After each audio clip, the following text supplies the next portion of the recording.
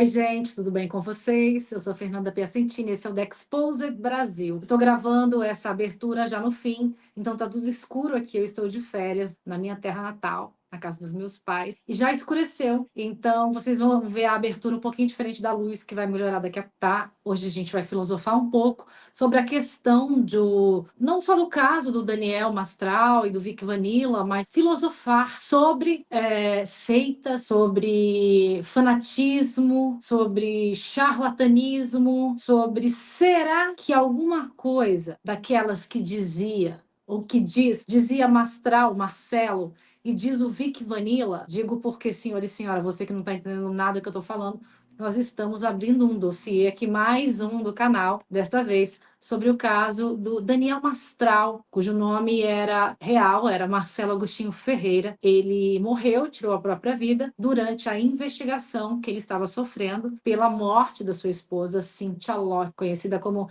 Isabela Mastral. Depois disso, muitas coisas vieram à tona, eu trouxe o inquérito, e aí grandes debates vêm sendo trazidos, e a gente observa fenômenos na internet, e que não são só da internet, se não tivesse a internet eles iam existir igual, do fanatismo, da incredulidade, da negação, do ódio a quem sequer levanta uma palavra que seja contra esse objeto, esse ser de idolatria dessas pessoas. Elas se tornam agressivas, elas disseminam ódio, ou seja, nada, absolutamente nada a ver com preceitos cristãos, como dizem que pregam. Então a gente vai discutir esses fenômenos com o Carlos Eduardo Bernardo. Ele é mestre em filosofia pela USP. Vou falar mais sobre isso já. E é isso. Galera, eu queria dizer para vocês antes disso que nós estamos em pré-venda com o livro Daniel Mastral, Anjo da Morte, meu e da Thaís Avarese. Ele só está em uma plataforma porque eu estou em viagem, não consigo modificar nada daqui, nada, nada, nada. Então ele está nessa plataforma, nós colocaremos à disposição apenas 1.000 exemplares. Então quem comprar, comprou, quem não comprar, não compra mais. Não iremos imprimir mais, será uma edição limitada, tá? Deste livro, que nós estamos fazendo uma pesquisa aprofundada, como vocês viram na matéria anterior, sobre a Cíntia Lott, né? Uma pesquisa bem densa sobre a história dessas pessoas. Tudo isso vai estar no livro. Daniel Mastral, Anjo da Morte. Corra, o link está aqui nesse vídeo, e adquira, reserve o seu exemplar na pré-venda. Tá? Nós estamos abrindo aí um mini documentário, também trazendo episódios, dando spoiler deste livro para vocês e entretendo um pouco e informando nessas mini férias que na verdade são part-time também, né? Porque a gente está aqui gravando, escrevendo, e é isso aí, viajando, pesquisando, ouvindo fonte. Agora eu vou falar com o Carlos Eduardo. A gente, além de repórter, investigadora, tem que se aventurar na filosofia, na sociologia, no que cada caso manda. E é impossível falar de casos como o de Daniel Mastral, com este nível de complexidade, sem passar pela história da religião. Veja bem, este não é um caso de homicídio, de júri, onde tem um inquérito para descobrir quem é o suspeito, prendê-lo, aguardar julgamento. Este é um caso onde o suspeito de um crime já morreu. E agora, quem responde pelo acontecido com Cíntia? Ninguém responde. Mas então, o que suscita tanto o interesse do público nisso? Eu vou chamar aqui o Carlos Eduardo Bernardo. Ele é filósofo, formado pela PUC de São Paulo e tem mestrado pela USP. São duas referências, talvez das maiores referências do Brasil e do mundo na filosofia, eu acredito. Tem os professores aí modernos na PUC que estão por toda a internet, né, que nós conhecemos. Não sei se ele já teve aula com eles, enfim. É especialista em filosofias existenciais, fenomenologia da vida religiosa, religiões, seitas, fanatismo, fenômenos como estes que a gente está vendo aqui agora, né? E ele acompanhou a história do Mastral e tem particularidades da sua vida semelhantes, então compreende muito além, né? Ele também luta Kung Fu e também conhece um pouco o satanismo e o ocultismo. Certo, Carlos Eduardo? Eu falei errado alguma coisa? Não, tá certinho, certo. É isso mesmo. Eu Bem-vindo! já, na verdade, eu já fui praticante, né? Realmente ativo de Kung Fu. Hoje eu treino mais assim esporadicamente para manter a forma. Obrigado, Bem-vindo, viu? Obrigada por ter aceitado o nosso convite. obrigado. Eu que agradeço aí a oportunidade desse diálogo. Essa é uma conversa mais erudita, um pouco para o povo, então vamos tentar deixá-la um pouquinho mais digerível, Legal. né? Carlos Eduardo, o que suscita, como do ponto de vista da filosofia, a gente pode ficar um ano aqui falando, eu sei. Mas para você, o que suscita essa curiosidade do público num caso como esse, de uma figura como essa? Mesmo os haters, mesmo odiando o fato de estarmos questionando a pessoa dele, estão aqui assistindo e dando hate. Então, pensando especificamente no caso Mastral, né? Pensando especificamente nesse caso do Mastral, eu acho que a gente tem um fator que é o fator do mistério, né? A gente, no cenário da espiritualidade, a gente fala muito dessa dimensão do mistério, né?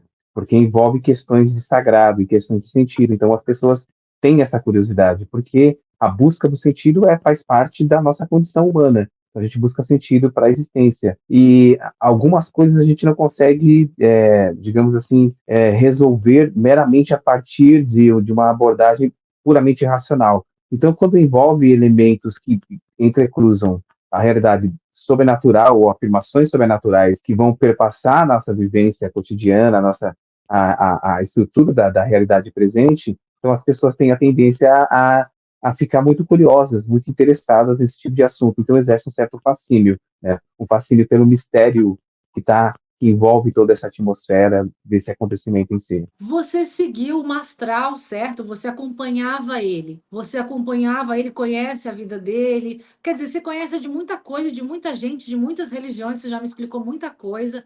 Eu pergunto para você de uma religião tal, você já responde, você sabe, e muito a fundo. Mas o que te fez observar este cidadão, essa figura midiática do Daniel Mastral, ou Marcelo, né? Então, quando eu conheci o trabalho dele, foi realmente no período que ele lançou, acho que o Filho do Fogo, volume 3, se não me engano. Acho que foi em 2004, se não me engano, né? Ele já tinha lançado os 3 primeiros volumes, os 2 primeiros volumes, aí lançou o terceiro, estava numa campanha já de divulgação, ele já estava fazendo atividades nas igrejas, né, dando as palestras na igreja dele, e eu já há um tempo estava pesquisando seitas, heresias, movimentos religiosos controversos, né, e inclusive grupos ligados ao ocultismo. Então me despertou uma certa curiosidade de saber o tipo de atividade que ele exercia, né, em que contexto ele estava inserido dentro do cenário do evangelicalismo. Aí me chamou a atenção, li, né, li as três obras, os 3 volumes, depois eu não li mais nada dele, porque te confesso que a primeira impressão que, geralmente para a gente já está um tempo caminhando na reflexão sobre esses assuntos, já leu muitos autores inclusive que alguns não foram publicados em língua portuguesa, então não é de conhecimento geral do público, então a gente acaba identificando ou muita coisa que já tem lá fora, que na verdade é uma adaptação, né,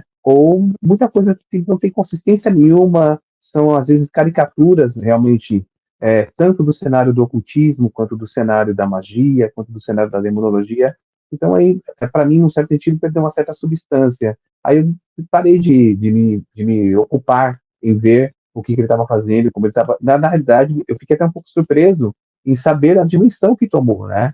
O movimento dele, né? Digamos assim, o processo de desenvolvimento, de ensinamento dele, e o secto de pessoas, né? Mas me parece, pelo que eu vi até, inclusive, acompanhando até o Exposed Brasil, que houve um boom também por causa do advento das redes sociais, da internet e da questão dos podcasts, né? Porque isso deu um up, parece, também para a carreira deles, se não me engano. Pelo menos é o que me Mas de todo pareceu. mundo, né? Dá, sim. Sim, porque eu não conhecia, assim, quando eu conheci não tinha esse advento, porque você pega 2002, acho que ele publicou, 2001 ele publicou o primeiro livro, se não me engano, então não tinha todo esse aparato tecnológico, esse suporte do mundo virtual que impulsionava de tal forma que o alcance, né, de personalidades como ele. Então eu fiquei um pouco surpreso até de saber que tinha tomado essas dimensões, né? E você disse que leu um livro dele, foi ver que era meio que cópias de livros, mais ou menos, você falou com mais elegância, mas que eram meio que cópias, padronizadas de livros americanos. Tem alguns autores que você percebe com certa facilidade que existe uma certa releitura ou ou poderia até dizer, vamos dizer, influência, né, de autores como Rebecca Brown, né, o Peter Wagner, que já eram expoentes importantes nesse período, já desde a década de 90, no cenário do evangelicalismo, no campo que a gente chama de ministérios de batalha espiritual, né? Então essas personalidades, elas já tinham num certo sentido, fala muitas coisas parecidas, inclusive histórias análogas, né? De pessoas que haviam abandonado o satanismo e agora estavam nas igrejas evangélicas. Então tem muitas coisas ali que são muito semelhantes. Então a gente percebe que é um pouco assim, um pouco mais do mesmo, né? Então não me despertou tanto interesse. E principalmente, acho que o que mais me afastou um pouco de continuar a procurar conhecer mais o trabalho dele foi exatamente o fato de que a gente percebe que há sempre aquele estereótipo do satanista soturno, essa coisa do domínio mundial, que está fundamentado principalmente numa teologia que é uma teologia sem muita substância realmente, né? E aí eu acabei me deixando um pouco de acompanhar, mas realmente é isso. Há uma presença muito forte de outros autores do cenário, como eu falei, a Rebecca Brown, Peter Wagner, e assim por diante. Quer dizer, antigamente, na década de 50, 60, eu já entrevistei muitos artistas, compositores, produtores musicais do Brasil aí. Eles diziam que eles iam para fora, compravam discos e traduziam as músicas aqui para os artistas brasileiros cantarem. E em 2000, lá, quando ele lançou o primeiro livro dele, provavelmente a gente não tinha aí a internet da forma que é hoje, né? Não tínhamos esses podcasts, não tínhamos nada disso. Então, eu acho que talvez, se fosse hoje, ele lançando o primeiro livro, seria mais execrado, né, digamos assim, do ponto de vista de autenticidade, né? Acredito que sim, acho que seria mais, porque seria mais fácil você verificar fontes, né? Você ver os paralelos e observar, poxa, mas isso aqui não tem ali, mas isso aqui eu não vi em tal lugar. Eu acho que algum autor trata disso dessa forma, às vezes com a mesma estrutura narrativa e tudo mais, então acho que seria mais difícil realmente emplacar hoje. E há um fator, né, também, que eu acho que é importante a gente considerar, é que a maioria das pessoas que se aproximam, que aderem a esse tipo de literatura, a esse tipo de teologia e de prática, elas geralmente são muito crédulas, né, com relação a isso. Elas vão dentro de uma necessidade muito grande de encontrar um sentido, um significado para a vida, né, para a sua condição existencial, e elas se dirigem e vão um tanto quanto a críticas com relação à autenticidade, à veracidade e até à coerência do que está sendo dito ali. Você leu esses livros todos, você conhece esses autores todos e leu esse livro. Você chegou a identificar algo na narrativa do Marcelo e da Cíntia como se de fato estivesse vindo de uma suposta seita satânica alguma vez na vida? Ou é tudo que estava ali nesses livros mesmo, nesses livros americanos? Essa é uma pergunta interessante, porque todas as que sempre são interessantes até agora, mas essa é bem. Eu penso assim, me parece que há nas narrativas dele, há uma certa verossimilhança, né, com relação à pertença a algum tipo de grupo, tá, que tem, pelo menos, a pretensão de ser um grupo satanista e que tem talvez uma ambição de ser um grupo satanista de renome, mas me parece que é um dado até muito particular dele, é uma característica psicológica dele. Me parece que havia uma semelhança que ele traduzia isso nos livros como que realmente alguém que pertenceu a algo, tá?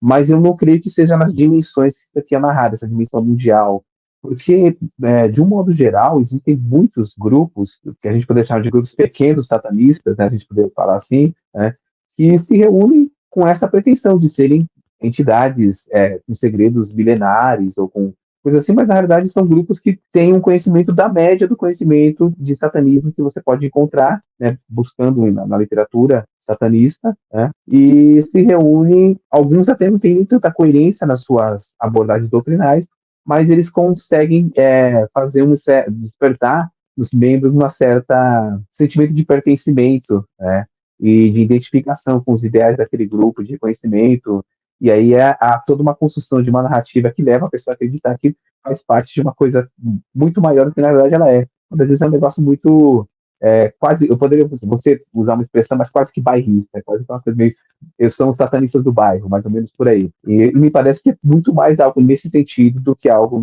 no âmbito de mundial, de como se coloca, de uma teoria É, conspiracionista. de repente a gente pode entrar na psicologia aí, né, na questão do megalomania, né, que traz o psicólogo na questão daí de um outro, do perfil psicológico dele, né, que se levanta muito aí, que fica cada vez mais evidente. A megalomania além da mitomania, né?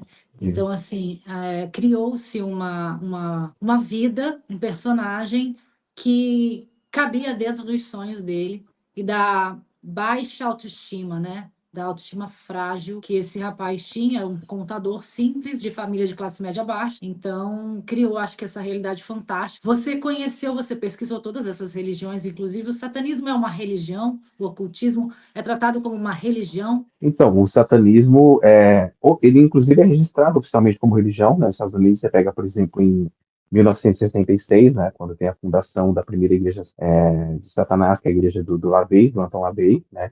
Então, ele é reconhecido como religião institucionalmente, né? Mas ele tem aquela coisa meio controversa, né? Porque tem grupos, o satanismo ele não é uma coisa homogênea, né? Ele tem suas divisões, né? Você pode catalogar o satanismo em pelo menos dois grandes grupos, né? Que a gente chama de satanismo cristão e satanismo não cristão, né?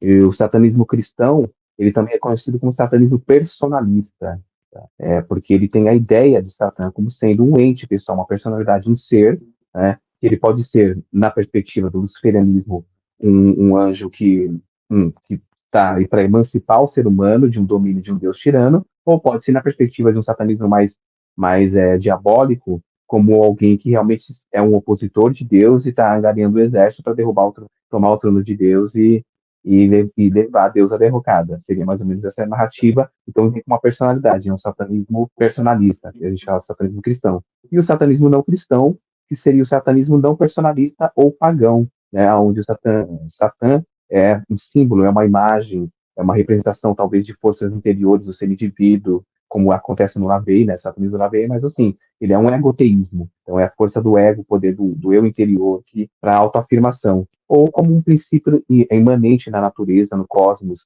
de vitalidade, de afirmação da potência do eu.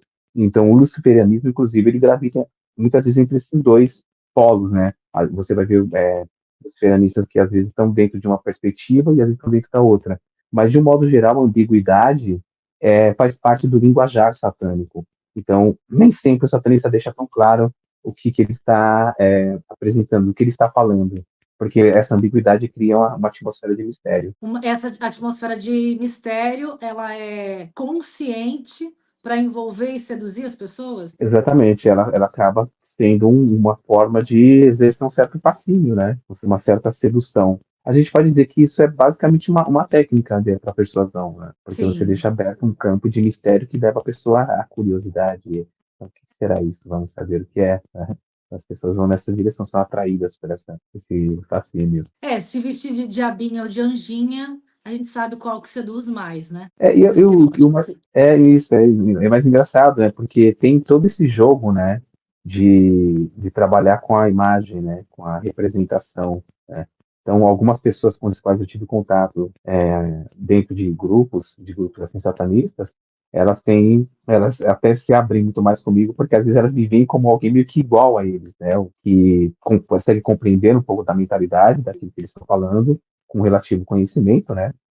Daquilo que eles acreditam, ensinam, e até para eles até uma imagética, né? A imagem, a minha apresentação parece para eles que eu sou do meio. Alguns se surpreendem quando eu falo que não sou, né? Alguns falam, puxa, mas você não era do nosso grupo e tal. Eu falo assim, não, mas eu me interesso em conhecer, né? Eu sou um pesquisador, a gente está sempre procurando compreender como funcionam as coisas. E o satanismo, eu já entrevistei aqui um luciferianista, não sei se é assim que se diz. É luciferiano, né? Luciferiano. Pode ser Luciferiano, enfim. luciferiano. Desculpa. Não, sem O problema. satanista, ele é uma ode ao mal, como a gente pensa? Então, se você pensar que o satanismo ele tem essa divisão, né? Você tem essas duas, podemos direções, né?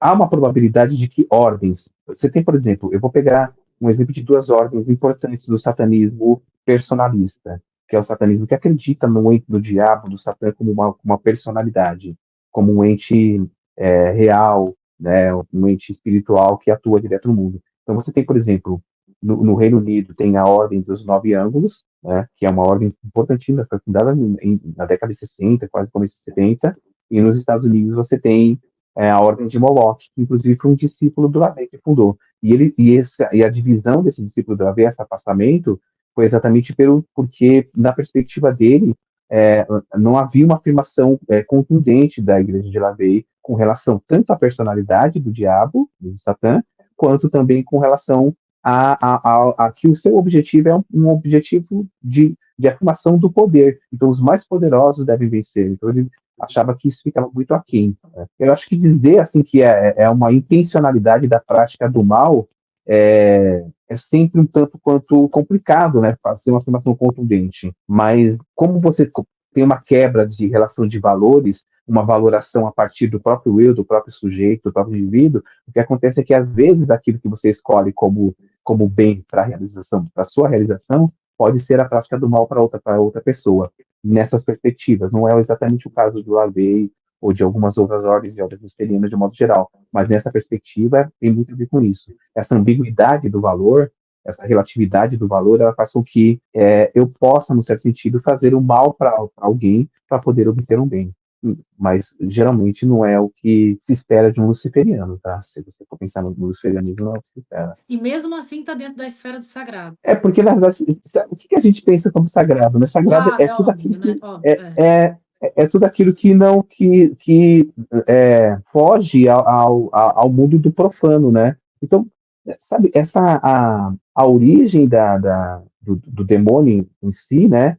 Ela está toda marcada por uma imagética, por uma atmosfera do sagrado, né? Você só pensa no ente sobrenatural, na realidade sobrenatural, dentro da esfera do sagrado, né? Tem um filósofo grego, se não me engano é o Tales, que ele diz que panta heteoi, quer dizer, tudo está cheio de deuses, né? Quer dizer, o mundo está perpassado pelo divino. Então, toda entidade que ela ultrapassa os limites que hoje, no mundo da modernidade, para que a gente compreende como sobrenatural, ela, no certo sentido, está mais ou menos dentro dessa dimensão do sagrado. Só que o sagrado, como aí tem muitas abordagens, mas o sagrado pode ter o seu lado obscuro, né? Aí o Jung vai investigar bastante essas questões. A sombra de Deus, por exemplo, né? Ou o Yahvé da luz branco e o Yahvé negro, né? Quando você pega a representação, por exemplo, do pentagrama. Só para agora uma curiosidade minha mesmo, você sabe que eu pesquisar, venho dessa linha de pesquisa, existe o mundo não sacralizado? De verdade mesmo? Será que tem como ver o mundo não sacralizado? Então, essa é uma. Eu acho que isso aí é uma discussão muito do mundo contemporâneo, né? Porque se a gente pensa, por exemplo, numa tese como a tese do Max Weber, né, do desencanto do mundo, né? Então, acho que a tendência, pelo menos o que me parece, tá, é de uma ressacralização, mas é um sagrado agora por outra chave simbólica, porque a gente só consegue lidar com o sagrado a partir do símbolo, principalmente, né? Então, muitos conceitos são enunciados em torno desses símbolos. Então, me parece que o universo simbólico do humano contemporâneo está sendo cada vez mais marcado pela tecnologia. Então, me parece que a sacralidade do humano contemporâneo é uma sacralidade tecnológica, né? O que está se estruturando em torno do núcleo da tecnologia. Entendeu? Então, um novo. O Jung ele tem uma discussão interessante. Eu não uso o Jung como referência, mas eu acho que esse ponto é muito interessante. Ele tem um livro sobre OVNIs, né, que ele discute. Não sei se eu já vou falar dessa obra dele, mas é uma obra que ele discute a questão da OVNIologia. E ele vai dizer que os OVNIs são a nova mitologia do homem, né, do humano contemporâneo. Porque ele fala assim, no mundo em que perdeu o encanto, os deuses, as divindades e os anjos, então agora a gente vai como o nosso vértice de orientação é o tecnológico, então nada mais do que uma civilização avançada, do que OVNIs, então que substitui os anjos e tudo mais. É a teoria que o Von Däniken desenvolve, eram os deuses astronautas, né? Faz sentido, faz todo sentido.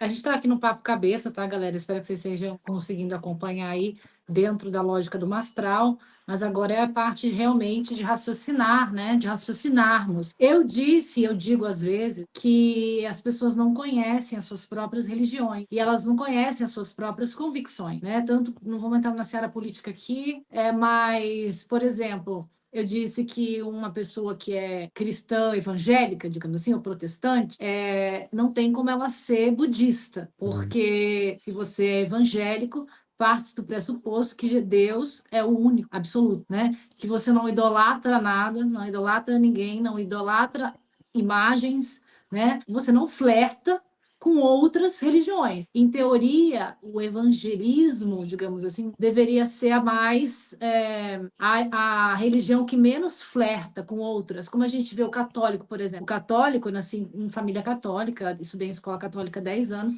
e o católico, ele é católico, não estou falando de todos, obviamente, mas a grande maioria não conhece a Bíblia. Então, eles vão lá visitar, sei lá, Sri Lanka e voltam com Shiva, a camiseta da não sei o quê, né? Vão para não sei aonde, voltam com Buda. Então, assim, para eles é tudo legal, tudo cool, não entendem mesmo, né? Não lê a Bíblia, que diz que Deus é o único, né? O único Deus deles. Você só chega a ele através do Filho, do Espírito Santo, enfim, essa questão toda da Santíssima Trindade. E eu percebi muito isso também quando eu convivi com muçulmanos na Inglaterra. E eles também são bem próximos assim à questão do evangélico. Então, eles conhecem a religião dele, eles conhecem a Bíblia. Agora, com o caso Mastral, eu estou vendo um monte de evangélico que não conhece a Bíblia, que não conhece a sua própria religião. Porque aqui a gente está falando de misticismo, satanista, enfim, um monte de coisa que era romantizado, porque o Mastral falava mais de satanismo do que de qualquer coisa. Mas aí a gente começou a conversar e você me disse que isso que eu falei chamou a sua atenção, porque não é bem assim. E eu queria que você falasse sobre a questão do sincretismo religioso, enfim, tudo isso. Existe um movimento, né, que é histórico, que é social, né, que é cultural, né, que envolve, né, a prática das religiões, né, e que você acabou de identificar, que é o sincretismo, né, o sincretismo religioso, né. O sincretismo religioso, ele tem muitas questões territoriais também, de região de território, ele se envolve muitas vezes em território, por exemplo, o Brasil, ele é muito forte, esse sincretismo religioso, né, essa tentativa de misturar elementos díspares, né, de religiões diferentes para formar uma única religião. A gente vê isso, por exemplo, na Umbanda, né? A gente tem exemplo de uma mescla, por exemplo, de doutrinas do kardecismo com os santos católicos e, ao mesmo tempo, com as entidades, né, vindas da África, né, das religiões africanas, né? Mas só que isso é uma prática que representa, digamos assim, uma vivência, às vezes, muito, muito territorializada, ou seja, muito de uma região, isso é muito forte em regiões específicas, né? E ela, para eles, não representa nenhuma contradição, se a gente for ver bem, né? Para quem vive na estrutura sincrética, não representa contradição. Para a gente representa essa contradição porque a gente é acostumado com uma visão monolítica da religião, né? De uma religião centralizada, de uma religião que se afirma como única e verdadeira, né? Realmente é contraditório diante desse olhar. Mas só que quando a gente começa a pensar outros modos de refletir sobre a religião, que não são os modos nem do sincretismo e nem somente da religião monolítica centralizada, a gente começa a perceber que ao longo dos séculos, né, em todas as tradições religiosas, sempre houve uma espécie de percepção de que há dentro da sua espiritualidade, da sua forma de vivência do sagrado, dimensões que são exteriores dessa religião, e essa dimensão exterior foi chamada, principalmente por alguns especialistas, como René Guénon, como o Richard Foucault, como o próprio Mircea Eliade, né, trata disso nos seus livros, né, Alquimistas e Ferreiros, por exemplo, que é chamado de o exoterismo das religiões. Então, as religiões, de um modo geral, as grandes religiões, elas são muito contrárias, elas são opostas entre si no seu aspecto externo, no seu ensino externo, que nós chamamos de ensino exotérico, mas elas têm uma certa unidade dentro no seu aspecto interno, nas suas doutrinas, nas suas concepções mais profundas. Tá? Só que para você chegar nessas camadas de profundidade das religiões, é necessário uma espécie de iniciação, um processo que demanda anos, que demanda muito tempo de caminhada, de estudo, de reflexão, e de algumas práticas, inclusive em alguns grupos, né? Você pega, por exemplo, na tradição védica, por exemplo, a gente vai chamar os hindus, né? Práticas iógicas, por exemplo, para você chegar não somente à compreensão de certos mistérios da verdade sagrada, mas também para chegar à realização de certos fenômenos que a gente observa que falam que são fenômenos sobre-humanos. Tudo isso demanda um tempo e um aprimoramento, uma caminhada. Mas essa problemática do ensino que a gente vai chamar aqui, esse ensino seria um ensino esotérico, né? Ela é controversa no seio das religiões hegemônicas, né? Se você pega dentro do cristianismo, dentro do judaísmo, dentro do próprio budismo, né? Não são todos que são abertos a essa ideia, né? Porque ela dissolve, quando você olha na sua interioridade, ela dissolve as diferenças naquilo que é essencial de cada tradição, a começar pela ideia da unidade do divino, né? Eu acho que a unidade do divino, ela, por mais que você pegue tradições que são consideradas como, digamos, politeístas por alguns, como você pega, por exemplo, a tradição do hinduísmo ou dos Vedas, na realidade, nessa perspectiva, esse politeísmo não é um politeísmo. Na verdade, há uma unidade, há um ser, um ente divino, uma realidade divina, que em algumas escolas vai ser considerada como pessoal, como uma personalidade, em outras como uma não pessoalidade, tá? E essa realidade divina se manifesta, ela tem expressões de poder que são representadas por vários deuses, por várias divindades. Então, aí você tem lá o Ganesh, você tem Shiva, você tem... São, na verdade, expressões desse único divino, entendeu? Só que para você compreender e vivenciar essa experiência, pela perspectiva desse estudo esotérico, é necessário longa caminhada, longa compreensão, entendeu? Então, esses são só alguns pontos. Eu não sei se eu falei de tudo, assim, ou pelo menos suficiente com relação a isso, Sim, mas... sim, sim, sim, deu para entender. Agora, pensando mais direta, né? Tem como justificar, de um ponto de vista, você estuda doutrinas, religiões, você consegue ter empatia por todas, pelo que eu vejo, né? Respeito, obviamente, a gente tem que ter, né? Hum, Você tem empatia. Eu falei, claro, eu dei exemplo aqui de pessoas que parece que flertam, que conhecem mais a sua própria religião. Eu falei do islamismo e do catolicismo, do evangélico, né?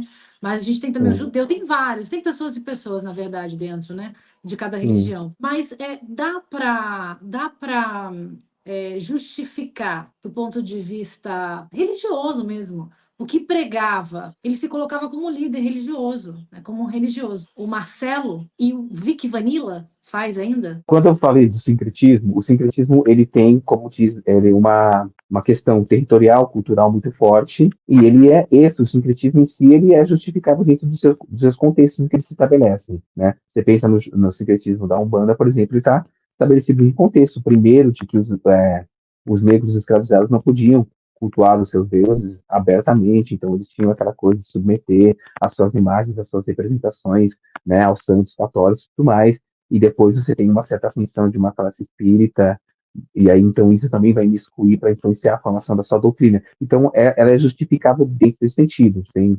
Então o sincretismo ele tem uma certa justificativa.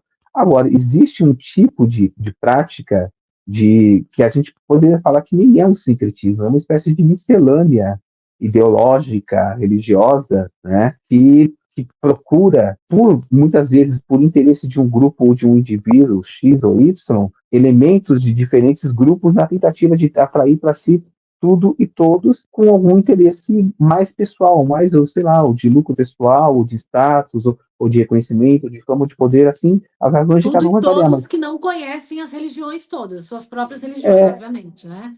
exatamente, porque geralmente as pessoas que se envolvem com isso, como você vê, né, são pessoas que têm essa suscetibilidade porque elas estão procurando pertencimento, elas estão procurando sentido para sua vida, estão procurando respostas.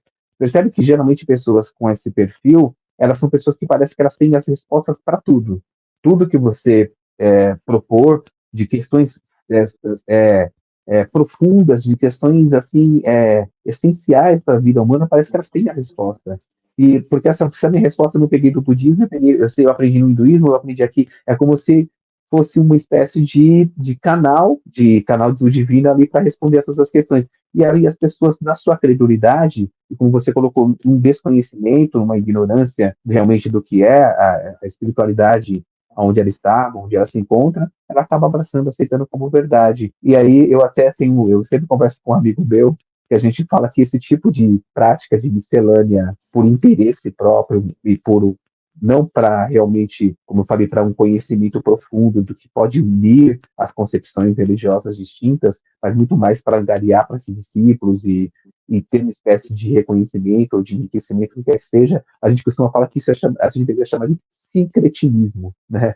Porque é uma atitude muito interesseira, né? Aí você tira o que sim, galera, deixa só o cretinismo mesmo, que é isso que ele quis É, dizer de forma elegante aí. exatamente. Você chama o cara como líder cristão, apesar de eu não saber de onde ele era líder, falando agora do Marcelo aqui, né, do Daniel Mastral, quem o constituiu líder, quer dizer, eu já sei, né, essa história dele, o público não sabe. Por que chamar um suposto líder cristão para que ele fale da sua experiência como ex-satanista? A liderança dele era focada no testemunho ou é interesse velado pelo oculto? Como é que você vê essa situação? Eu acho que essa é uma questão bem delicada, né? Porque envolve alguns aspectos que são muito íntimos, muito pessoais dele, né? Especificamente, né? Me parece claro que havia um interesse no conhecimento do oculto, né? Isso me parece que é evidente, né? Não sei se um fascínio, a ponto de, por exemplo, de isso ser mais importante para ele do que Não, eu digo para quem chama ele, por exemplo, um pastor que leva ele na igreja e sim. fica pedindo, falando só para ele falar do ex-satanismo dele, o cara do podcast pá lá, e só o satanismo. Um erro muito grande, um equívoco muito grande por parte da forma como o pensamento, principalmente no evangelicalismo contemporâneo, se formou, tem se formado, né? Primeiro, por uma aceitação muito acrítica de certos pressupostos teológicos, de certas afirmações teológicas, sem uma reflexão mais cuidadosa, um olhar, por exemplo, o que a história da igreja apresenta, por exemplo, do que é o anúncio do evangelho, do que é a vivência de uma vida espiritual cristã, né? Como é que a gente vê ao longo da história da igreja cristã que viveram aqueles que se propunham e se acreditavam discípulos de Cristo? Então, às vezes, me falta um pouco disso. A percepção de que muitas dessas afirmações fantásticas desses indivíduos, elas já aparecem em outras narrativas e nem sempre elas foram tidas como importantes para a igreja. Na verdade, elas às vezes apareciam como um testemunho de uma libertação de um indivíduo, mas que não era o foco, o centro do seu ministério, né? Mas, sobretudo, também o fato de que o nascimento do movimento de batalha espiritual colocou, em especial, o evangelicalismo numa espécie de mentalidade belicista, uma mentalidade de guerreiros, como se nós fôssemos um exército ali que tem que estar sempre num combate constante, lutando, dividindo o mundo em duas forças antagônicas, né, do bem e do mal. Então, nós somos do bem, então a gente tem que combater tudo que não é nosso, que é do mal. Então, vamos ver como são esses combatentes. Então, aparecem, digamos assim, os grandes generais, né, que são esses que muitas vezes vão dando esse testemunho de como passaram por essas coisas e agora estão fazendo coisas fantásticas ou vão anunciando. E o mais curioso é que parece que há uma espécie de afirmação contundente das experiências pessoais, você observou bem, eu acho, na sua pergunta, que é um enfoque, uma lente de aumento nas suas experiências pregressas, digamos, a sua conversão, a sua inserção no cristianismo. Então, isso é colocado em grande destaque, né, sob grandes lentes, para que as pessoas olhem e falem, nossa, ele estava mergulhado nesse mar né, do mal, das trevas, não sei o quê, olha como nosso Deus é grande e o libertou e o trouxe aqui para nos contar isso. Quer dizer, me parece que, na verdade, só está repassando aquilo que ele viveu, mas não está mais anunciando a graça, que seria o foco da mensagem cristã, né? E, quer dizer, então, acreditemos que Deus o libertou de tudo aquilo que é afirmado, mas o libertou para ele ficar falando aquilo para as pessoas, ensinando só sobre aquilo para as pessoas. Então, essa ideia de que você está dentro de uma teologia triunfalista do evangelicalismo, de que você está preparando os cristãos, os fiéis, para essa batalha contra o mal, né? Para a batalha contra o mal, tem até um hino, né, da Arques, na batalha contra o mal ser valente, né? Eu estou pensando até usar esse hino como um capítulo, digamos, uma tese, o título, porque e quando eu vou tratar especificamente de batalha espiritual, porque é o que parece. Então, somos sempre soldados. Mas quando é que nós somos ovelhas realmente? Quando é que nós somos, ou realmente, pastores realmente? Que são as imagens mais presentes nas escrituras, né? Se a gente for observar bem, não é a imagem do soldado, né? A batalha espiritual, aliás, a vitória da batalha espiritual foi feita na cruz, né? Se a gente leva a sério os evangelhos. Agora, cada um de nós tem as nossas lutas pessoais, né?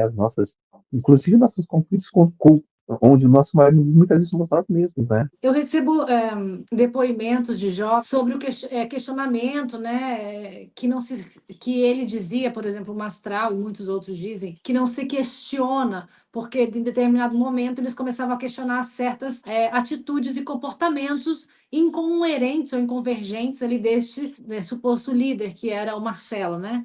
Se colocava como líder. E ele dizia que não, isso aí tem 800 relatos, que não podia questioná-lo, né? Que tinha que crer. Mas isso é uma coisa bíblica, né? Você não questiona Deus, você crê, né? Não é relacionado ao homem. É curioso, porque isso é uma característica muito comum de líderes de seitas, né? De seitas manipuladoras, que é exatamente desestimular a crítica, desestimular o questionamento, desestimular a dúvida. Inclusive, nesse processo, há uma espécie de desvalorização da atividade do intelectual do fiel, né? Quer dizer assim, você não precisa pensar, nós pensamos por você, nós temos a resposta. Para que você vai ficar questionando? Apenas creia, porque a resposta está dada, está aqui. Apenas aceite aquilo que eu estou falando. Por quê? Porque aí entra uma dessas características dos líderes de seitas, a maioria deles tem essa afirmação, né, de serem portadores de uma verdade exclusiva, de um conhecimento e de um acesso a Deus ou ao sagrado que somente eles possuem e ninguém mais. Então, se ele tem esse acesso a Deus, esse acesso exclusivo a Deus, né, ou ao sagrado, ao divino, quer seja, quem sou eu, por exemplo, para questioná-lo, né? Então, o que é a minha mente perto daquele que recebe os oráculos divinos diretamente de Deus? Então, há um desestímulo. E muitas vezes o questionamento, a crítica, a dúvida, ela resulta, dependendo do tipo de estrutura do grupo, ela pode resultar em penalidades para ele dentro do grupo, né? Começando por uma espécie de exclusão interna, de ser disciplinado internamente, ser afastado de funções que de repente ele exercia, né? E se há se ele se reitera, se ele permanece no questionamento, se ele permanece a colocar em dúvida ou a se opor a alguma coisa que o líder está ensinando, geralmente é uma exclusão e até um rompimento do círculo, né? Às vezes eles criam esses grupos, como eles têm uma característica muito comum que é produzir o isolamento dos seus membros. Então, os membros, eles vão sendo, se isolando tanto das suas redes de relacionamento fora do grupo, né, que eles começam a perder os esteios fora daquele grupo fechado. Então, ele vê que ali ele tem segurança. Então, se ele começa a questionar, ele começa a perceber que ele está sendo colocado para fora, a tendência é ele parar o questionamento para ele se manter dentro, para ter essa segurança. Porque ele já cortou tantos os laços, se deixou de despersonalizar de tal forma que ele não vê, na perspectiva dele, fazendo que isso seja fato, mas ele não vê muitas vezes a possibilidade de encontrar apoio e esteio fora. Às vezes em familiares, em círculos de amigos, em outros lugares, porque geralmente, inclusive porque durante muito tempo, muitas vezes ele é doutrinado, ele recebe a mensagem que quem está fora não pertence a Deus, né? Está servindo ao inimigo, ao diabo, ao adversário. A gente vê muito nesses documentários da Netflix sobre essas seitas a questão da obediência, né? Como eles são severos em relação à obediência. Porque o primeiro passo para se confiar num fiel, digamos assim, é a obediência plena. Sim. E geralmente essa obediência absoluta, plena, ela tem que ser demonstrada com gestos concretos, né? Então, doações dos seus bens, às vezes, se você não doa o bem em si, você desfaz dele, produz alguma questão financeira para contribuir para esse grupo, abrir mão muitas vezes da sua própria de relacionamentos, né? Às vezes até de casamento, Da sua noivado. mulher para o líder, da sua filha para o líder, né? Tem isso na Existe, Netflix. sim, sim, sim. Tem grupos que fazem isso.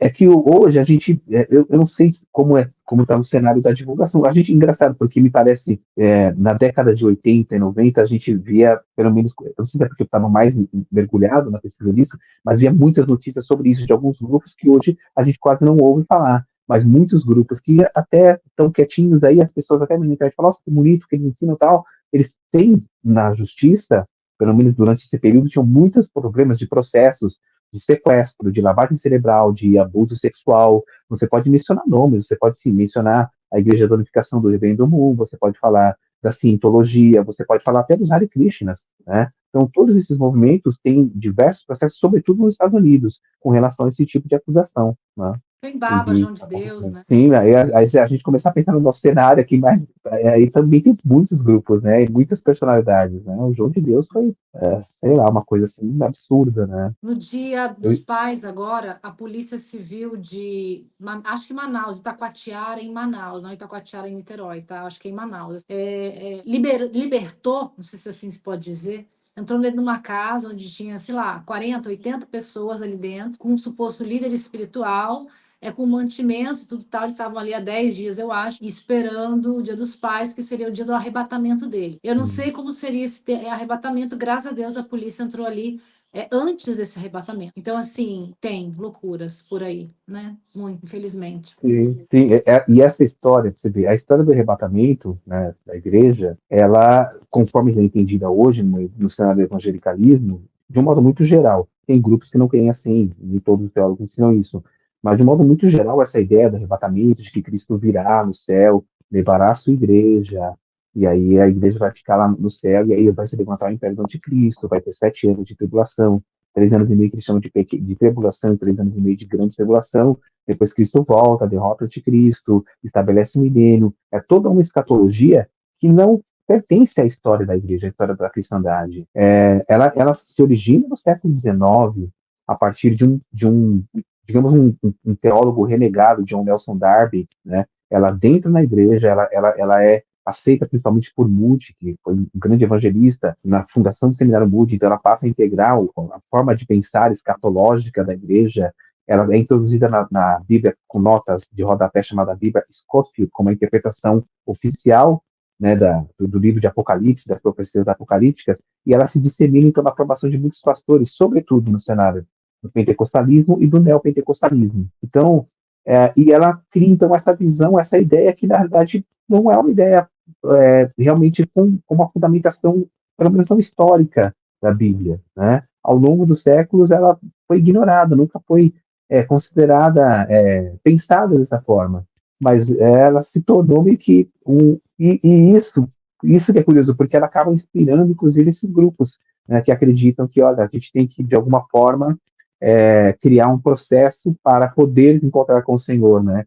E aí, muitas vezes, a gente tem essas tristes e terríveis notícias de coletivos, né? De colocar fim em si mesmo de forma coletiva, né? A gente teve, por exemplo, em 1997, né? A seita do Heaven's Gate, do Marshall Applewhite, né? Que levou a sumar esse ato de auto-extermínio, né? De 39 pessoas. Então, esperando estar no encontro eles falavam que era nível superior da existência, que seria na mentalidade deles, de forma de arrebatamento, de encontro com Cristo, que era o Cristo cósmico, porque ele misturava elementos da nova era, tal, essas coisas. Essa coisa muito louca, né? Vai ter uma pessoa que vai dizer pra gente que nós somos o grupo especial que vai ser arrebatado. Nós. É um complicado isso, gente. Presta atenção, não se deixem bitolar tanto assim. Congreguem, façam, né, a sua comunhão com Deus, quiserem ou não, quem não for.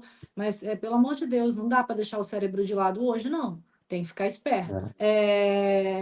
O homem é pecador, sim. Mas o fato do homem ser pecador não dá para ele o direito de fazer o que ele quiser na frente dos fiéis e falar assim: ó, não, esse foi o homem, não fui eu. Não, dá exemplo também, meu filho.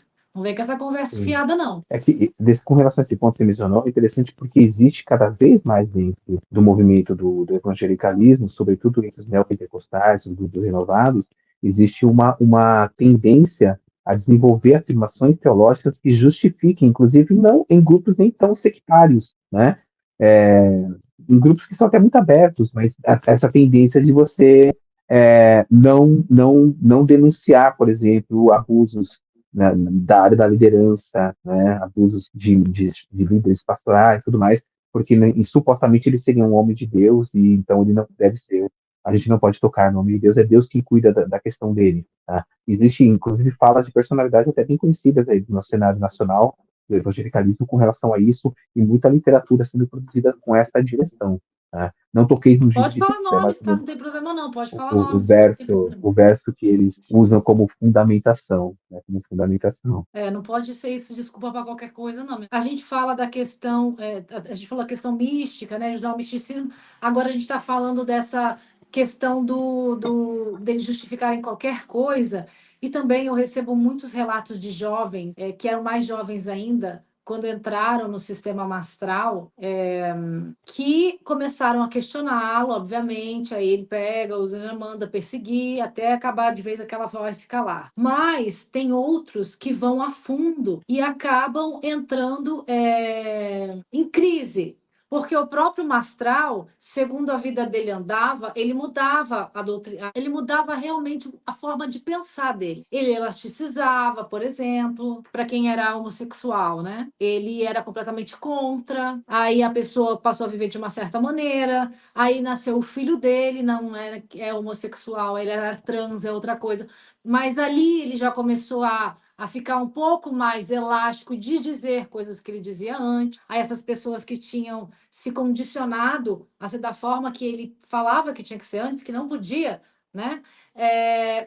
Começam a entrar em crise existencial. E aí vão para situações drásticas, porque se encontram em crise, vão questionar o líder buscando ajuda. Por favor, me faz entender essa parte que eu não entendi. Por que mudou? O que aconteceu? Eu não entendi direito lá atrás. E ele detona as pessoas. Ele não oferece esse acolhimento. Ele apenas detona a pessoa. Porque se ela começar a questionar isso, outras vão começar a questionar. E aí não é legal. Essa pessoa se encontra completamente vulnerável, à deriva, né? E muitos entram em depressão, que eu tenho relatos, muitos entram em depressão e outras coisas mais aí, né? Tentam outras coisas. O tipo de prática e de, digamos, a gente pode chamar de teologia, né? Porque, na verdade, eu, se não me engano, o Mastral não era teólogo de formação. Se não me engano, não tenho certeza, mas acho que ele não era teólogo de formação, né? Mas Não o era tipo de formado em prática nada, não era de formação em nada, só o Kung Fu mesmo, que era a realidade.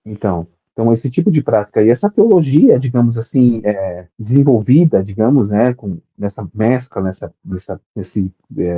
vivência dele de leitura, de conhecimento, de contato e tudo mais, acho que você usou o termo, né, plasticidade, não foi isso? Você falou de plasticidade? Então, ela acaba sendo extremamente plástica porque ela está muito baseada nas experiências pessoais do indivíduo, nas experiências, e isso é uma característica muito marcante dos movimentos do evangelicalismo, principalmente a partir da década de 50, 60, nos Estados Unidos, pregadores que deram origem à teologia da prosperidade, né, como Kennedy Hagin, por exemplo, basicamente a grande maioria dos seus ensinos são fundamentados em experiências pessoais. T.L. Osborne, Morris Cerullo, esses caras, a maioria deles pregavam muito mais baseado em experiências pessoais do que em textos bíblicos, né? E é uma característica do evangelicalismo, de um modo geral, é que ele é biblicista, né? O que é esse ser biblicista? Ele está ligado a uma gênese, a uma origem de compreensão da vivência cristã que está ali no comecinho do século XX, mais ou menos em 1920, quando surge o movimento dos fundamentos, do fundamentalismo evangélico norte-americano. Então, o fundamentalismo evangélico americano é exatamente essa percepção, esse olhar para a cristandade e que afirma, tem 5 pilares da doutrina do fundamentalismo, e um dos principais pilares é exatamente esse da inerrância das escrituras, né, e dessa escritura tendo de ser lida literalmente, como uma...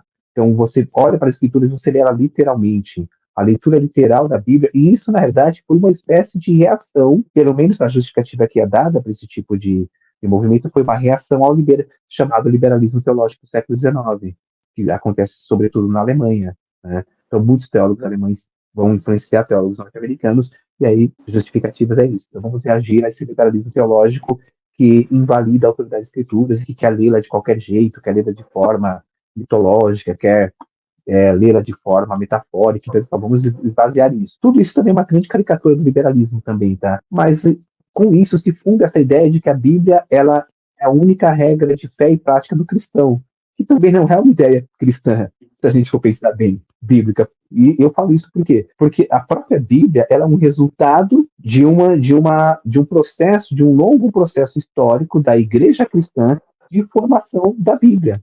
Então, a Bíblia resulta de uma relação de igreja, né, de vivência e de experiência dos apóstolos na formação do canon. Então, você tem um período muito longo de formação da Bíblia. Se você falar que os evangelhos, as cartas, mas são a única regra de fé e prática da igreja cristã, então, como é que os primeiros cristãos que não tinham a Bíblia do Novo Testamento, não tinham as cartas dos apóstolos, como é que eles viveram a sua experiência de fé? Como é que eles compreendiam? Né? Então, tem algumas coisas que têm que ser pensadas. O cânon da Bíblia, a Bíblia como a gente conhece hoje, ele só vai ser fechado por volta do século V da era cristã.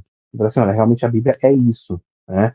Então, até então nós não tínhamos uma regra de fé, não tinha como direcionar, eu digo, os cristãos da época, não tinha como direcionar a sua vida, que tipo de experiência que havia. Então, há uma relação entre igreja e Bíblia que eles ignoram. E é nesse sentido que a gente percebe como falta a percepção de história da igreja e de tradição da igreja. A ideia boa de Lutero, digamos assim, na Reforma Protestante, porque se a gente for pensar em divisão do cristianismo, a gente tem a grande divisão em 1054 do Cisma do Oriente, né, que a igreja se separa, a igreja católica romana e a igreja ortodoxa grega, e depois a grande divisão da Reforma Protestante no século XVI, né, no 1517, no 1521, ali com Lutero, e daí em diante a gente vai ter várias outras divisões. E essa percepção de Lutero da necessidade de que houvesse realmente um acesso e uma certa liberdade do cristão de ir até a Bíblia, não significa que vale tudo, né? Vale tudo quando você vai até a Bíblia. Né? Inclusive, o Lutero teve que enfrentar problemas de grupos dentro no protestantismo que estavam projetando as suas experiências pessoais, dos seus preconceitos em cima do texto e falar, então é isso, tal. Foi aí que, a partir de um processo muito longo, dentro do protestantismo se desenvolve as famosas regras de hermenêutica, né? A hermenêutica como uma ciência de leitura bíblica, né? Que vai considerar os múltiplos contextos, que tem um monte de considerações a serem levadas, inclusive a história da igreja e a sua tradição. Então, é por isso que quando você pega um teólogo que é chamado de liberal, por exemplo, ele tem um diálogo muito mais aberto, muito mais frutífero com movimentos não cristãos e com a própria Igreja Católica, mesmo sendo ele protestante. Por quê? Porque ele percebe um certo respeito pela história e pela tradição da Igreja, sobretudo no catolicismo, quando você pensa, por essa direção. E aí, quando você pega que você está criado nessa estrutura de que é só a Bíblia, é regra de fé e prática, e nada mais, né? E é uma leitura literal da Bíblia, não estou dizendo que ela não deva ser, mas é uma leitura só literal da Bíblia, o que acontece?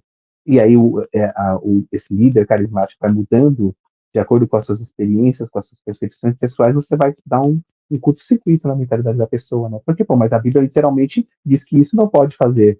Mas aí ele teve uma experiência que agora valida aquele fenômeno. Isso aconteceu com vários grupos ao longo dos séculos, né? É que acaba a história, de um modo geral, parece que a gente um pouco se perde, ou desconhece, ou acaba esquecendo de certos movimentos históricos, né? Isso aconteceu, por exemplo, com os SUDES, quando eles foram inaugurar o Tempo Central aqui no Brasil, né? Na década de 70, se não me engano, 1972. Porque até aquele momento, pessoas da pele negra não poderiam ser ordenadas ao sacerdócio, né? Só foram ser ordenados ao sacerdócio por uma certa pressão. Então, houve uma revelação profética, né, do profeta maior da igreja na época, não me lembro quem era, de que agora sim, então agora as pessoas negras, mestiças, poderão ser ordenadas ao sacerdócio. Quer dizer, E aí a gente também tem um outro lado, que é não o suicídio através da desilusão, de uma depressão, de um rompimento ali, né, de uma ruptura, mas também um suicídio velado, pregado dentro mesmo da doutrina, não necessariamente para todos, mas para um grupo mais fechado, onde se colocava. Eu acho isso muito louco, porque a Flor de Lis fazia a mesma coisa e eu não sei o que eles beberam igual. Beberam alguma coisa, fumaram alguma coisa, porque os dois tinham um grupo mais, né, seleto, que aí eles davam o nome de anjo, diziam que eram reencarnados e que tinham data para voltar para o céu. Entre esses anjos tem algumas pessoas dessa suposta grupo seita dele, mas também tinha seu filho, sua esposa, que se foram, né? Um tirou a própria vida, e também a atual esposa e a filha mais velha dela. Tem um rapaz que me disse que ele estava indo para dar fim na própria vida. A gente falou isso. Você citou uma outra pessoa que não é o Jim Jones, que o Jim Jones é sempre a pessoa a ser mais citada em relação a isso, porque é o mais expressivo, né? 918 pessoas, é uma barbaridade mesmo, uma coisa incompreensível. Mas eu acredito que o Jim Jones não suicidou, certo? Ele o foi Jim Jones, ele não, assassinado. eu acho que ele foi assassinado, se não me engano, Eu quando o acho que ele Império foi invasou, né? pensar que acho que ele não suicidou, não, tá? Ele tentou fugir e foi morto, alguma coisa É, assim. Um grande covarde daí, né? Um grande covarde. é curioso isso, porque você, geralmente os líderes, esses líderes carismáticos, eles não colocam na linha de frente os fiéis, né? Então, os membros estão ali na linha de frente, eles ficam no recuo. Isso aconteceu, a gente pensa, né? O Jim Jones foi em 1978, né? Em 1981, não sei se você conhece o Rajneesh, né? O Osho, que é aquele guru indiano que vai para os Estados Poxa, Unidos, isso, e funda uma comunidade em Wasco, no Oregon, né? E a Uhum. comunidade deles se tornou gigantesca. Tem até um documentário na Netflix, não me lembro agora o nome, que trata desse, e eles dominaram politicamente os arredores, a comunidade parece que começou com 700 membros, chegou a ter, no auge, chegou a ter 3 mil membros nessa comunidade, né? E quando eles começaram a encontrar a oposição das autoridades, que teriam autoridades ao redor, eles fizeram um atentado em restaurantes da região lá do Oregon, contaminaram as comidas com salmonela, né? Com salmonela. E aí foi que aí já estava sendo investigado há tempo, por vários fatores, e aí foi que houve então uma ação judicial de polícia federal e tudo mais para poder então dissolver a comunidade e prender o Osho e tudo mais. Só que aí ele já tinha fugido, ele estava fugindo, ele já estava num jato e ele foi interceptado. Isso foi em 1985, se não me engano, né? Mas olha, só para ter uma ideia, nesse Ele foi atentado, se não me preso? engano, Foi preso, ele então. foi, ele foi preso e depois deportado para a Índia. Mas, e na Índia ele continuou as atividades dele, teve vários discípulos, e morreu um tempo depois de uma morte relativamente suspeita. Também o pessoal acha que a morte dele foi suspeita. Uma coisa curiosa é porque esse atentado que eles fizeram de salmonela no restaurante chegou a afetar, se não me engano, 600 pessoas. Não houve mortes, mas houve muitas pessoas doentes, aquela caos, Intoxicação, né? né? E houve Imagina. e foi registrado como o primeiro atentado de bioterrorismo dentro dos Estados Unidos. Isso está registrado como o primeiro atentado de bioterrorismo dentro dos Estados Unidos, tá vendo? Teve Nossa, interessante, hein? aquela seita japonesa, a Aurin Shirikyo, do Shoko Asahara, que em 1995 os membros dispersaram gás sarin no metrô e houve mortes também, se não me engano, acho que houve 13 mortes, mas afetou 6 mil pessoas, né, no metrô de Tóquio, que eles soltaram gás sarin. Só que são ações que o líder não está na frente, ele está sempre atrás, né? Então foram os fiéis que foram lá fazer, ele só fica na coordenação, só É, que fica só atrás. fica na covardia mesmo. Eu É, chamo de e é covardia. curioso, você colocou uma coisa interessante que me fez pensar em como essas pessoas aceitam, né, e realizam determinadas coisas e aceitam que se veja certas coisas consigo, porque elas pensam, bom, se ele tem essa autoridade divina e essa revelação que só ele tem, então os fins justificam os meios, não há por que eu questionar, né, a finalidade é boa, então mesmo que o meio não seja bom, na mente da pessoa ela acaba aceitando que a finalidade vai justificar a prática ou a realização, tanto de se permitir abusar, quanto de praticar algo nesse sentido. O Estocolmo, o abuso religioso está sempre será dentro da síndrome de Estocolmo? Uma questão mais psicológica também. Acho que um psicólogo poderia dizer com mais propriedade, né, É. essa característica. Mas acho que pelo fato de que há um fascínio muito claro em torno do líder, né, que acho que trabalha com o Eros, né, e quando eu falo Eros não tem nada a ver com sexualidade, mas sim com esse poder, né, de atração, que embora em alguns casos a gente saiba que tem, né, as questões sexuais envolvidas, né, Uhum. morais e tudo mais, mas eu acho que esse poder de atração que acaba exercendo, que o líder acaba exercendo é muito forte, né, sobre as peças. Você pega, por exemplo, o caso do Charles Manson, né? O Charles Manson, ele usava muito desse poder e as suas seguidoras e depois os seguidores eram apaixonados, sabe, no tribunal eles faziam caretas e gritavam o nome do Manson com louvor, sabe, com uma espécie de êxtase, um negócio. Tem uma explicação para isso, essas seitas pequenas, assim como do Manson, terem surgido nos anos 70? Experimentalismo também deu abertura para isso, que tem várias, né? Eu acho que esse período de ruptura, né, Contra a com uma determinada cultura, tudo isso. contracultura, exatamente, a ruptura com esses valores tradicionais, né, essa abertura também para outras formas de espiritualidade diferentes. A gente tem nesse período muitos gurus, né, na verdade, do Oriente vêm para os Estados Unidos, começam a pregar, o Satya Sai Baba, né, Radha Krishna e outros mais vêm para o Ocidente e começam também a anunciar. Então, você começa a ver alternativas diferentes para uma sociedade que pautada nesses princípios de um puritanismo, né? De uma vida religiosa, às vezes, muito, muito fechada, então começa a ver os jovens, começa a ver, puxa, essa é uma alternativa de uma nova espiritualidade, de uma espiritualidade mais livre, mais liberta, menos opressiva, né? A comunidade, diz que Rajanesh Puran, que era a comunidade do Osho, por exemplo, já na década de 80, haviam vários tipos de práticas sob o título de yoga tântrica, e a gente pode pensar agora em casos do Brasil recente, né, sob o título de yoga tântrica, né, de relações comunais, inclusive com menores de idade, de sexos variados, né? Porque o ocultismo é um fenômeno muito específico de surgimento no século XIX, né? Esses grupos, eles trazem muito dessa mística da sexualidade para dentro das culturas europeias, né?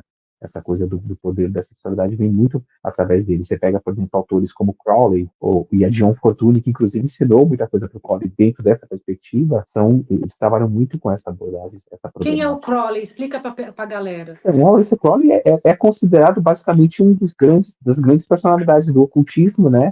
Do século XIX, perpassa o século XX, fica como imaginário, como o homem que inaugura, eles falam, o novo Éon, né? Funda uma nova, digamos, alguns gostam de falar nova religião, outros falam uma nova escola, né? De Telema, né? Telema, né?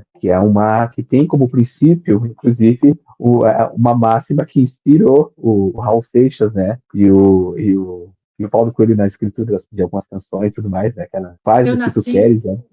Faz o que tu queres é de ser tudo da tudo lei, da né? lei. É, Sociedade alternativa. sociedade alternativa, eu esqueci. Eu te confesso que eu não ouço muito o Raul, mas e essa inspiração está nisso, porque eles eram leitores, né? O Paulo Coelho, em especial, muito leitor, muito envolvido com essa coisa da mística, né? Depois, agora eu não sei como ele está, acho que ele está em outro caminho, né? Mas ele tinha muito disso, então eles trazem toda essa noção. E aí o Crowley, ele falava que ele veio inaugurar esse novo éon, que era um éon de desentronização da pessoa de Jesus Cristo, no estabelecimento de uma nova era, onde os valores seriam os valores calcados nesse poder do ser humano. E ele dizia que ele recebeu isso de uma entidade demoníaca, que eu acho que não me engano chamado Aiwass, né? E aí ele escreve o livro da lei, que tem ali todas as ordens, as compreensões de como funciona o mundo da magia, da prática mágica. Tem muita coisa, assim, muitos detalhes, mas é um personagem, digamos assim, central no imaginário ocultista do mundo contemporâneo. Eu acho que os dois grandes nomes, embora de perspectivas diferentes e de abordagens bem diferentes, mas que estão sempre no imaginário do ocultista, talvez três grandes nomes seriam o Crowley, o Eliphas Levi, que é o autor do Dogma Ritual da Alta Magia, né, um dos grandes escritores também do século XIX, talvez o cara que muito provavelmente alcunhou o termo ocultismo e ocultista, e a Madame Blavatsky como uma espécie de representante do esoterismo, que é a fundadora da Sociedade Teosófica, também no século XIX. Aproveitar você um pouquinho aqui. Qual que é a diferença entre esses três e em qual deles, digamos assim, o Vanilla e o Mastral mais tem um discurso próximo à doutrina de qual deles? Olha, Não tem nem como, eu porque eles não têm nem nada. Então, aí é isso, você colocou de uma forma. Me parece que os dois exemplos são insubstanciais no que tange a uma concepção doutrinária Mais coerente, profunda. ordenada, profunda, né? É sempre muito uma pescaria de concepções heterogêneas em várias searas, né, em vários locais, né? E Fantasia e se você marketing, isso, né? se você pega, por exemplo, a Blavatsky ela se considerava uma esoterista, né, e uma ocultista, e ela se considerava uma pessoa que ela é uma russa, né, do século XIX, que estuda ali, pesquisa profundamente várias religiões na procura desse conhecimento esotérico, que ela não usava muito a expressão para si de esoterismo, embora ela afirmasse que era isso, mas que ela entendia como sendo uma teosofia, a sabedoria divina que já aparecia nas concepções de autores anteriores a ela, como Jacob Boehme, ali por volta do século XVI, ali é um místico do movimento protestante alemão, né?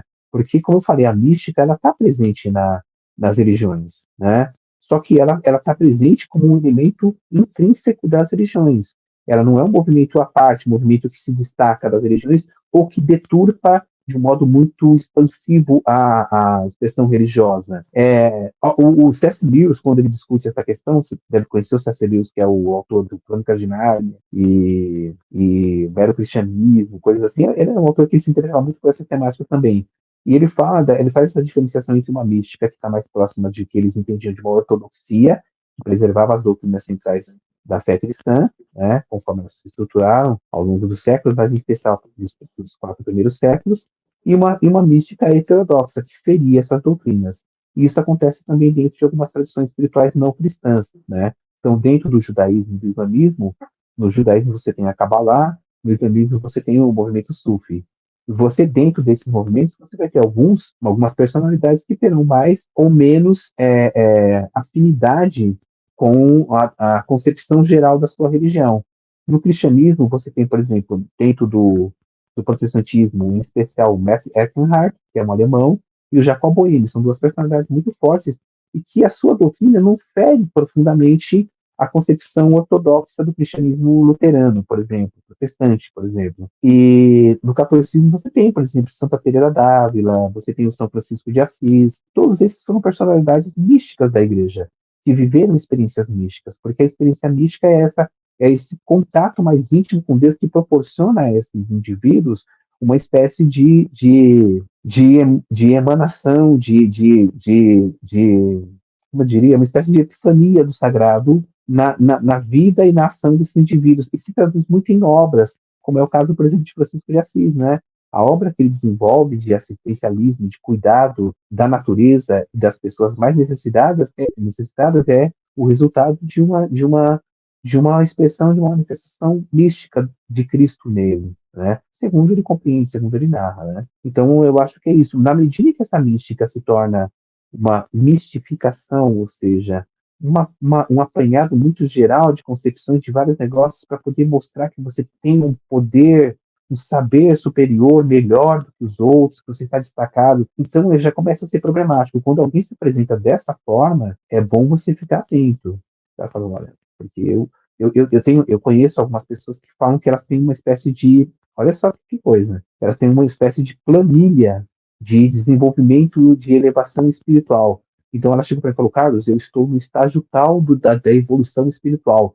Você que estágio está? Eu falei, meu, eu não sei, porque da minha perspectiva isso não é quantificável, né? Eu acho que a experiência espiritual você vivencia, você vive ela, né? E ela vai se refletir nas suas obras de relação com as pessoas, cuidado, de amor, sabe? De muitas vezes de arrependimento, de autocompreensão de si, de cuidado de si também, porque algumas experiências místicas supostas experiências místicas podem te levar para um descuido de si. Por exemplo, nesses grupos que valorizam, para você ter experiência, uma espiritual elevada, você tem que fazer práticas ascéticas que vão acabar te destruindo a si mesmo, te levando ao adoecimento, te levando ao isolamento. Quer dizer, isso não está te trazendo realização, ela está te despersonalizando, está te destruindo. Então é muito complicado quando você tem esse tipo de coisa. Então, Tá. o Crowley, ele pretende realmente uma espécie de religião, se a gente for pensar assim, ou de prática mágica, ou de espiritualidade que vai substituir o cristianismo como uma afirmação desse novo eu, e que ela é marcadamente anticristã, ele apresenta isso ela como marcadamente anticristã. Há relatos de que ele fez uma crucificação de um sapo que representaria Jesus Cristo em um ritual, né? O Eliphas Levi ele já pretende uma revivescência da magia na sua fórmula original, né? Ele acredita que a prática mágica ela tem uma fundamentação numa tradição que está oculta em várias formas de espiritualidade, então muito próximo da concepção de esoterismo, né? E é marcadamente judaica e cristã para ele. Para ele essa é a fundamentação. Então é uma espécie de revivência da magia, né? É uma redescoberta da magia. E para isso, e é curioso porque o Eliphas Levi, eu sempre falo para as pessoas que vão ler esse livro dele, fundamental, que é o Dogma e Ritual da Alta Magia. Muitas pessoas, olha que interessante, Fernanda, elas querem ler o dogma e o ritual, mas elas não querem ler o dogma, elas só querem ler o ritual, porque ali tem as práticas mágicas, o que fazer para alcançar fazer determinada coisa. Mas eu falo, puxa, aí eu faço o seguinte exemplo para as pessoas: você vai tirar a sua carteira de motorista. Eu só vou fazer as aulas práticas, eu não quero fazer as aulas teóricas. Você vai ser bem sucedido? É necessário que você leia a parte do dogma, que é a parte teórica da obra dele. Porque ali ele vai mostrar qual é a relação da magia, o que é magia na percepção cristã, inclusive. Aí ele vai dar exemplos da perspectiva dele, é claro, que são justificados pelo que ele está afirmando, né? De como o elemento mágico está presente na tradição cristã, em certo sentido. Então, ele dá um exemplo, por exemplo, ele faz um exemplo que eu acho até muito bonito, quando ele fala dos três reis magos, né? E a palavra grega usada no Novo Testamento por magos ali é magoi, que quer dizer mago mesmo, é um sábio. Então, o mago era o sábio da antiguidade do mundo pagão, né? Do mundo, digamos, não judeu, ou se a gente quiser falar também não cristão, né? Porque pagão tem mais ou menos esse sentido, mais ou menos, pagão vem do latim pagos, pagani, que é dos pagos, aquele que vive nos campos, né? E ele vai falar assim, então quando esses três reis vão até Cristo, eles depositam as suas ofertas, né, o ouro, incenso e mirra, que são três elementos, e aí ele vai ler pela ótica do ocultismo, são essenciais nos rituais mágicos, né? O ouro representa a pedra alquímica, a transformação, o incenso, né, é a purificação do ambiente, do ar e tudo mais, e a mirra é a purificação do próprio indivíduo pelo seu amargor e tudo mais. Então, quando eles depositam isso ao pé dos Cristo, aí o Levi diz, é ali a magia vai perdendo, em certo sentido, o seu significado, porque ali ele encontrou a combinação, aquele que é o poder central, aquele da onde a própria magia há muito tempo estava procurando o seu poder. Está ali, é o próprio Cristo. Então, é como se a magia estivesse se rendendo a Cristo, entendeu? O Eliphas Levi, ele vai mais ou menos nessa direção. Então, percebe como, se as pessoas lessem essa parte, elas compreenderiam que as coisas não são tão assim. Então, essa seria mais ou menos a perspectiva. E a Blavatsky, como eu falei, acho que a Blavatsky eu cheguei a falar, né? A ideia dela é estabelecer uma teosofia, uma sabedoria divina, né?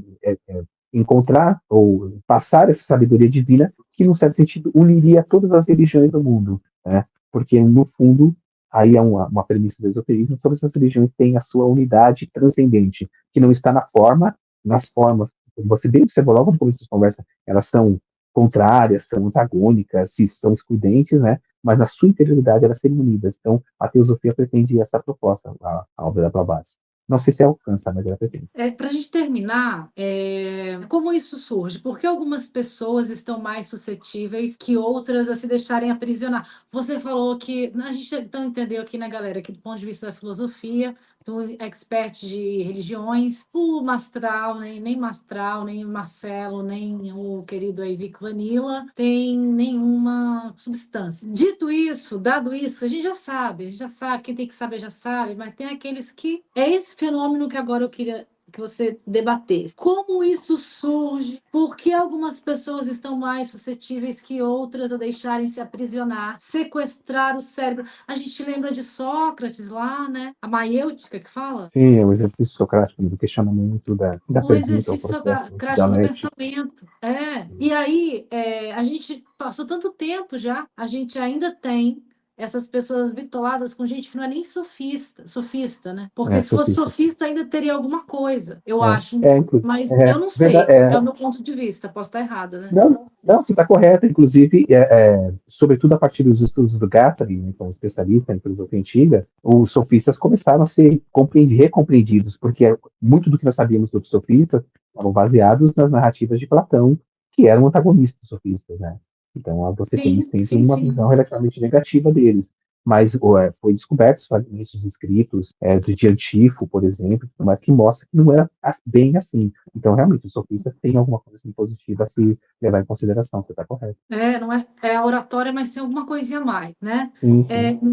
Agora, essas pessoas, né? A gente já teve tantos outros, entramos na caverna, saímos da caverna com Platão, enfim. Como que isso surge? Por que algumas pessoas estão mais suscetíveis que outras a deixarem se aprisionar, sequestrar o cérebro? Por que a negação? A gente está vendo a negação, a gente está vendo tudo sendo mostrado, as pessoas vendo o inquérito. O cara estava sendo investigado pela morte da esposa. Ele estava sendo investigado, estava se fechando o cerco, já tinha 2 anos a investigação. Então estava chegando a hora dele. A agressão a quem mostra a verdade. Além de ter a negação, a vontade de não, né, escutar aquilo, tem a agressão a quem fala a verdade, a revitimização do algoz, que eles fazem a revitimização do algoz.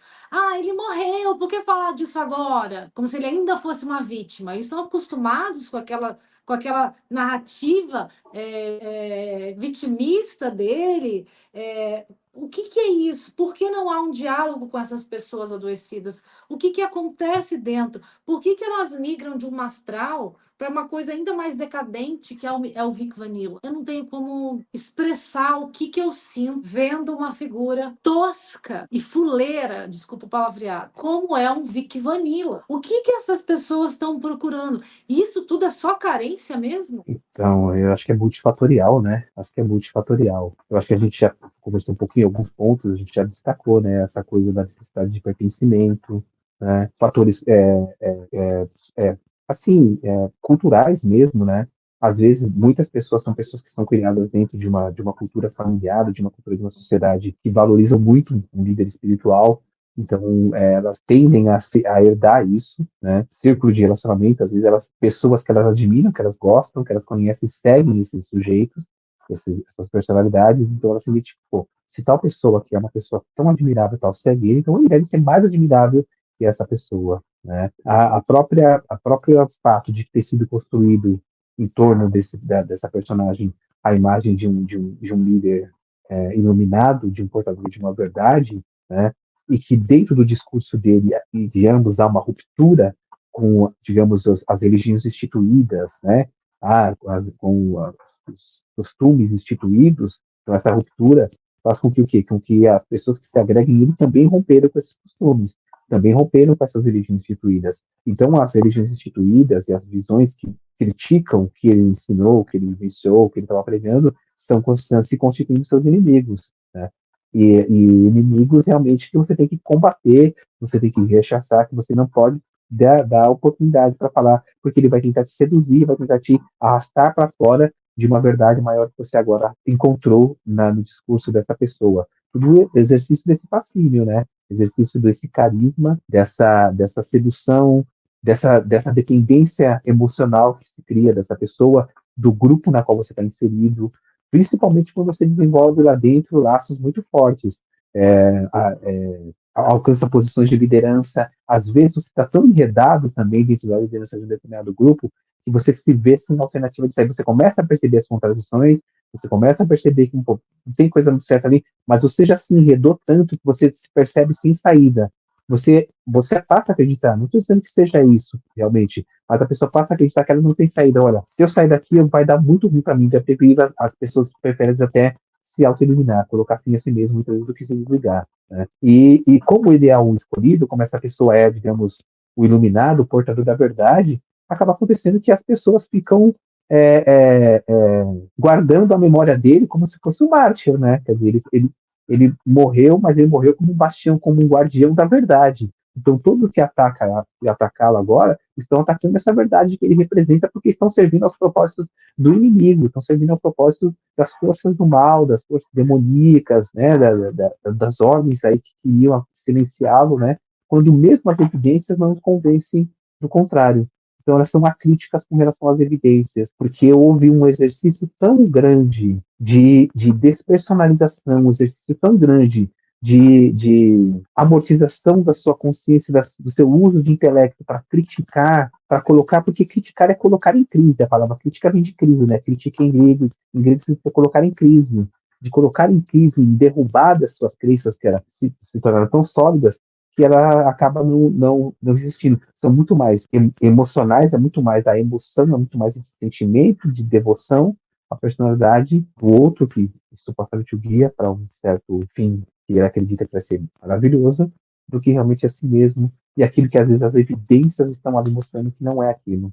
Né? Há um mascaramento da verdade com uma ideologia. Eu queria que você falasse alguma coisa que nós não falamos aqui sobre esses assuntos e, enfim, que você acha que é oportuno, pertinente e de repente alguma coisa para os seguidores mais assim do Mastral e do Vic Vanilla. Eu penso que tem uma coisa que eu acho que é importante a gente pensar. A gente fala bastante de seita aqui, né? É bom a gente pensar que essa palavra seita ela também é um tanto quanto estigmatizada, né? A palavra seita significa divisão, vem do latim sectário, né? E então toda divisão num grande grupo, todo grupo que se divide, né, se constitui uma seita. Você pensar nos movimentos, por exemplo, do protestantismo e tudo mais, as divisões ao longo dos séculos do catolicismo são seitas, né? Então num sentido mais global, toda divisão é uma seita. Isso é factual. Agora, existem seitas que são manipuladoras, que têm essas características que nós discutimos aqui ao longo do nosso diálogo, né? De despersonalizar, de isolar o indivíduo,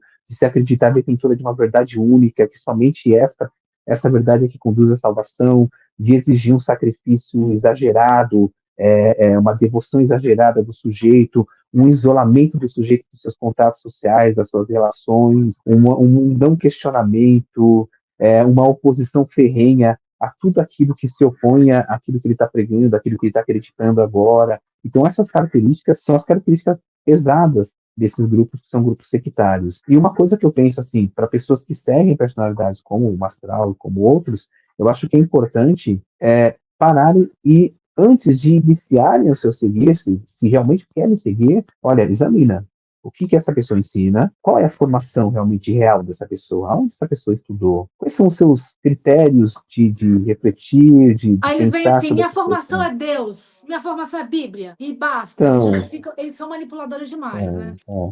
Então, É mas complicado. aí é muito curioso, porque se em outras áreas da vida, né, que são importantes para a nossa existência, como, por exemplo, a saúde, a gente não delegaria, assim, sem pensar, para uma pessoa que não tem uma formação específica, que não tem um conhecimento consolidado em torno daquilo, que não passou por reconhecimento dos seus pares, né, que atuam naquela área, que trabalhou ao lado de alguém que tem uma grande experiência, desenvolveu uma experiência na prática, que a gente vai fazer isso na nossa vida espiritual, né? Por que que eu vou aceitar simplesmente porque o sujeito disse, Deus me revelou?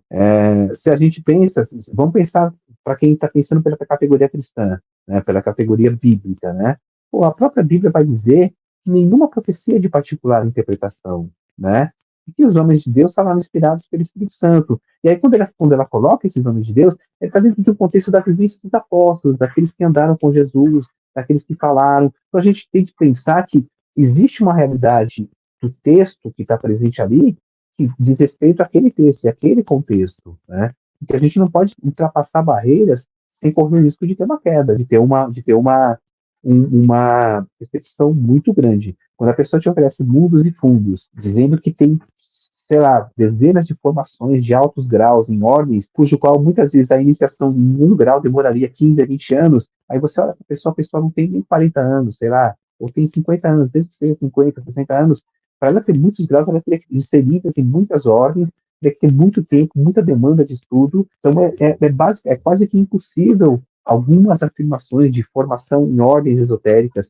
Tem muitas ordens que, inclusive, quando são colocadas diante, pessoas começam a propagandear que pertence a tal ordem, tal X, muitas pessoas que são de renome dentro dessa ordem, muitas vezes manifestam, olha, essa pessoa nunca foi da nossa ordem, ela nunca teve. Então, tem pessoas na internet, por exemplo, que são fáceis de você dialogar, e perguntar, pô, você conhece essa pessoa? Ele é isso, é aquilo mesmo? Eu acho que basta apenas ter um pouco mais de cuidado de si. Essas pessoas que querem ser dessa gente, que tenham mais cuidado de si, sabe? Se preocupe consigo mesmo e averiguem. Como averiguariam para qualquer outra questão importante da sua vida, porque essa é uma questão importante da sua vida. Tá certo. Obrigada, Carlos Eduardo Bernardo. Muito De obrigada nada, mesmo por eu que nos agradeço. agraciar aí com o conhecimento. Eu que agradeço, obrigado, é um prazer aí conversar. Parabéns aí pelo trabalho de investigação, de denúncia, sabe?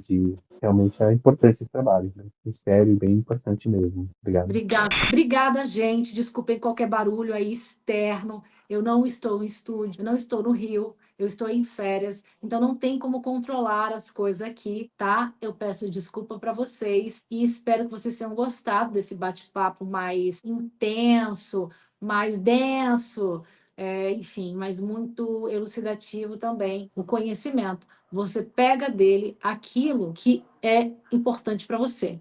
Você absorve aquilo que faz sentido para você. Você não precisa concordar com tudo, você não precisa absorver tudo, você só precisa questionar as coisas, especialmente essas as quais te deixam fanáticas. Não seja fanático de ninguém. Isso só já demonstra desequilíbrio psicológico, carência, falta de amor próprio e vazio espiritual interior e intelectual. Então, minha gente, cuidem disso daqui. Busquem a espiritualidade que vocês acharem mais coerentes para vocês. Mas fujam de charlatães como Daniel Mastral e Vic Vanilla. Eles estão por toda parte, acredito. Obrigada. Eu volto assim que eu conseguir, se ele me permitir. Valeu!